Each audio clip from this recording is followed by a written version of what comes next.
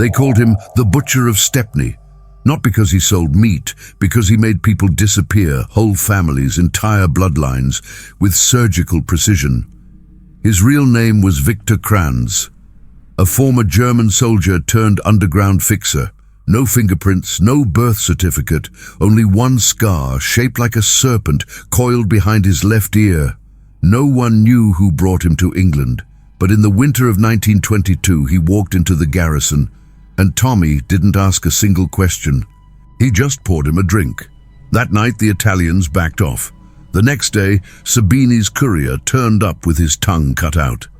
Viktor never spoke in public. He wrote messages on cigarette paper and burned them after reading. Polly once said he could smell guilt in a man's breath. He worked in shadows, collecting debts that couldn't be traced. But there's one thing even the Shelbys feared. Viktor didn't kill for loyalty. He killed for balance. When Arthur lost control in Camden, Viktor made it go away. But 3 weeks later, he sent Polly a parcel, a child's shoe, burnt, with a note, "Debt paid in full." No one saw him for a year, but in late 1925, Alfie Solomons told Tommy something strange. "There's a man walking through walls in London. They say he buys silence with memory, and when he takes it, you forget who you were." Tommy didn't laugh, because in 1926, someone broke into the betting shop's underground safe and didn't steal anything. They left a list of every betrayal Tommy had ever buried, signed V. After that, Viktor became more than a ghost. He became a reckoning. Shelby men started dying off the books, accidents, collapses, a fire in Leeds. Polly called a meeting. Tommy said 3 words, "Let him finish." But Michael didn't agree. He tried to contact Viktor behind Tommy's back. What he wanted, no one knows. But the next day, a crate arrived at Michael's apartment.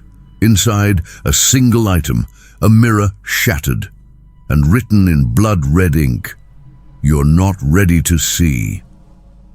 By 1929, Viktor Kranz disappeared again, but in 1933, MI6 intercepted a message from Berlin. It read, "The serpent is back, and this time he's not working for the Shelbys. He's building something of his own." Some say he died before the war. Others claim he infiltrated intelligence networks across Europe. One report, redacted and marked "Never Release," described a man matching his profile, standing behind Churchill during a secret photograph in 1941. And in 1950, an ex-Shelby accountant was found drowned in a bath of ink. On the mirror above him, etched with a blade, "Debt paid in full." Who was Viktor Kranz? A protector, a punisher, or the one man even Tommy Shelby couldn't control? Maybe that's why his name was erased. But in the deepest rooms of the underworld, his legend still whispers, he didn't kill for power. He killed to keep the world from tilting.